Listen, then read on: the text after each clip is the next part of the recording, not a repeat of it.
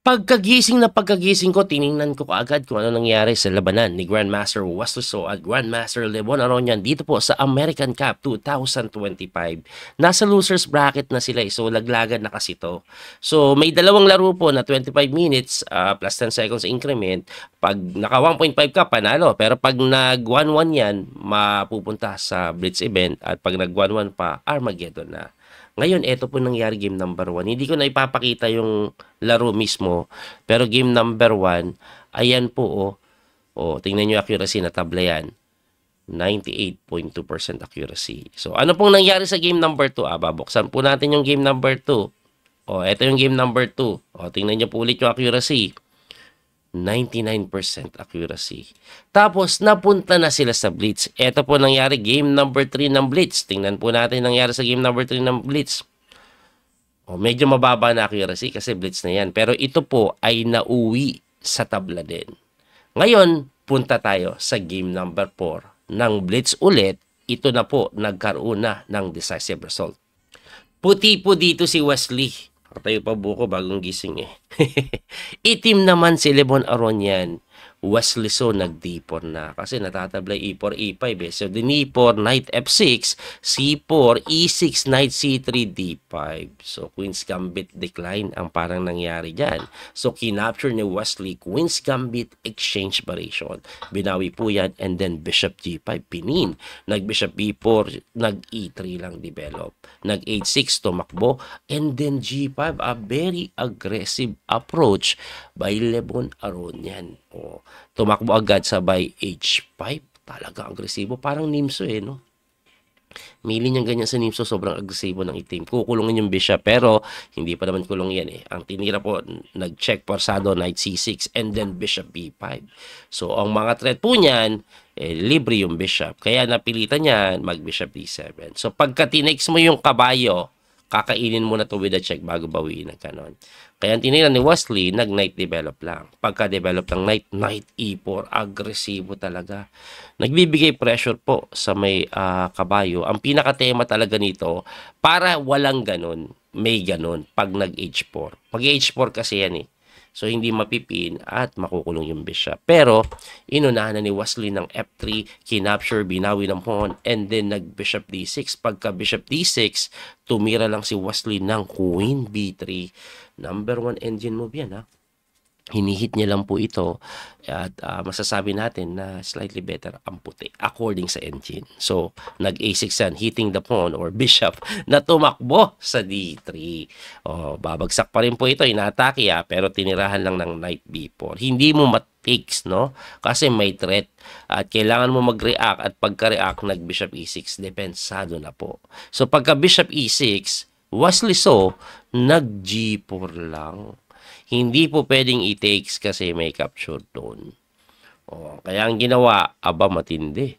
Ito pong si Lebon, instead na itulak sana, kasi kung ako titira dyan, itutulak ko yan eh. Pero tumira po ng C5, which is the number 1 engine move. Ayun. So, pagka C5 po, A3 tinira ni Wesley para masipa na yung kabayo, pero sinipa din siya, no? Tinulak si Pure, inatake na napatakbo para walang Knight D3 siguro, binantayan, umatras na. Pagka-atras, E4, ayun. At ang sinasabi ng engine dito, clearly better ang puti. Ang lakas ng sentro, may pressure pa dito. Diba? Clearly better, pero ang oras ni Wesley, 1 minute and 18 seconds, 1 minute and 20 si Lebon, tumira na Queen A5. Pinin yung kabayo. Para pagka-takes mo ganyan, pwede Bishop takes. Hindi naman maka-takes yung kabayo dahil naka-pin na sinagot ng Queen D2 para walang pin. Pero mali pa daw. Ibalik ko lang, ano ba ang pinapatira ng engine? Ang engine po, kainin daw muna bago mag-Queen D2. Anong pinakaiba? Pag nag-Queen dito daw po kasi kaagad, magka-castling, anong pinakaiba niyan? Tapos kainin. Yun yung nangyari.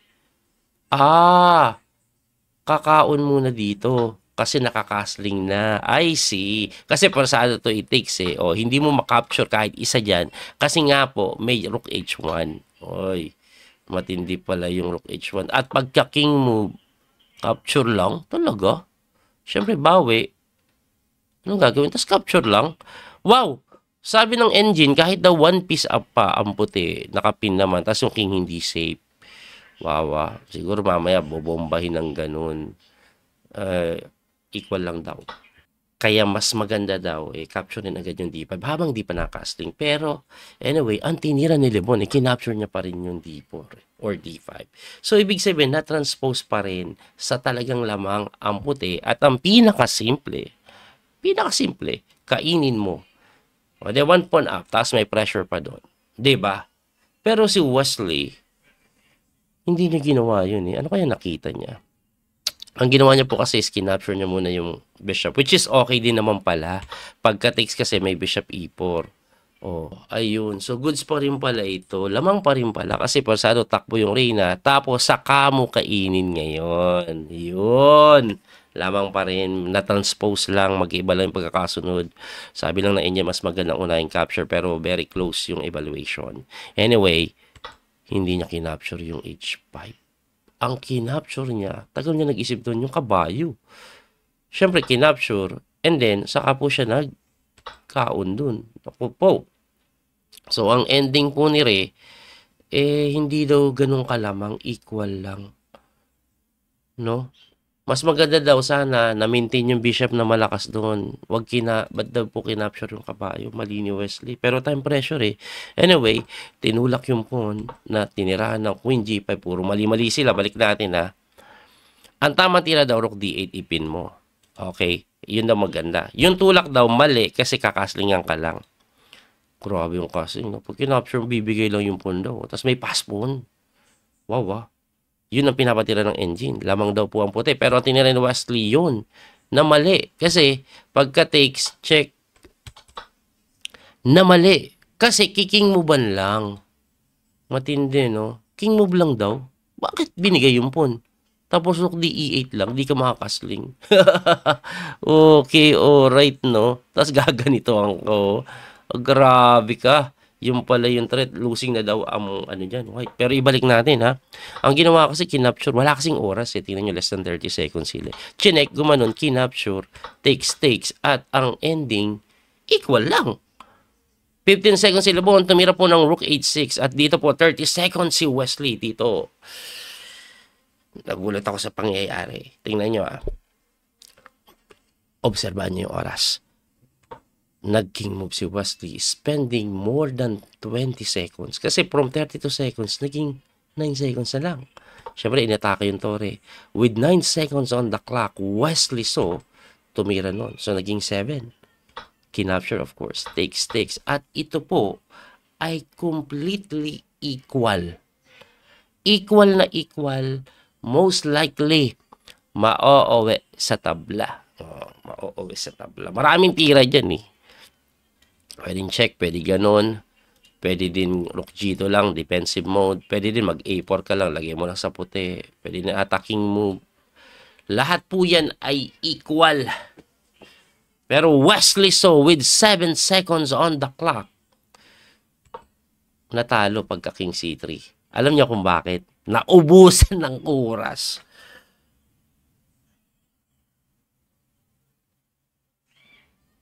Natalo dahil naubusan ng oras. May increment na 2 seconds blitz yung laban. Nakalimutan niya yung oras. Grabe yun. Anong nangyari? Kayang-kaya nilang itabla to kasi may increment to eh, na 2 seconds eh. Very equal yung position eh. Natalo sa time.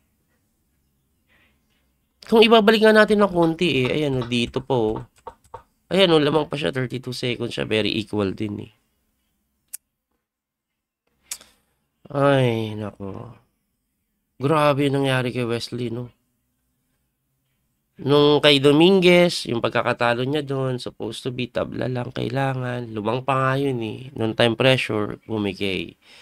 Eto naman kay Lebon Aronian, blitz din, very equal, lumamang pa nga yan. Nauubos yung oras, ang haba-haba pa noon. Anong nangyayari kay Wesley? Ba't parang nawawala yung lupit niya sa blitz? No? Dati kasi bilib ako sa blitz ni Wesley, galing eh. Pero recently, no? Sa blitz pa siya nadadali. Anong nangyayari? Ang na-observe ko kay Wesley recently, hindi nga siya naglalaro ng Title Tuesday. I'm not sure kung nagpa-practice siya ng Blitz, pero ang aking pagkakaintindi, nagpe-prepare siya para sa standard. Kasi para mag-qualify sa World Championship. Hindi ko po alam yun. Hindi ako sigurado dun. Pero parang ganun ang ginagawa niya, is more focus on that. At ang ending nga, ayan. So, medyo humihina sa Blitz. Bumabagal. Pag time pressure, hindi niya nakikita yung mga pangmalupitan, no? Sila, ano kasi, Pabi, babad sa Pabi, Hikaru, Magnus, babad sa Title Tuesday. Anyway, mga speculation ko lang to. Hindi natin alam kung totoo. At talaga naman nangyayari yung ganito. Minsan, nakakalimutan mo. Anyway, ang nangyari po sa ibang laban, si Dominguez po ay natalo kay Sam Sebian. Okay, pakita siguro natin yung bracketing. Ito po yung bracketing, bali si Hikaru at Fabi sa finals ng winners bracket na uwi sa tabla. Sa losers bracket naman, ayan na nga po yung nangyari. San Sebian, no, naunahan siya ni Dominguez pero nakahabol pa at siya pa ang nanalo. At samantalang si Wesley, yun na nga, natalo po sa Game 4 ng kanilang Blitz event. So, ang maglalaban po is this, Dominguez versus Lebon. Tapos, sa finals ng losers bracket, kung sino ang matatalo between Fabi and Hikaru yun. Alright, so abangan po natin yung mga susunod na laban. Muli ito po yung Coach PD Master, Daniel Causo. Hanggang sa muli pagkikita. God bless mga kabiyahe. Thank you po sa support. Bye-bye po. That little mouse, 'cause I'm an albatross.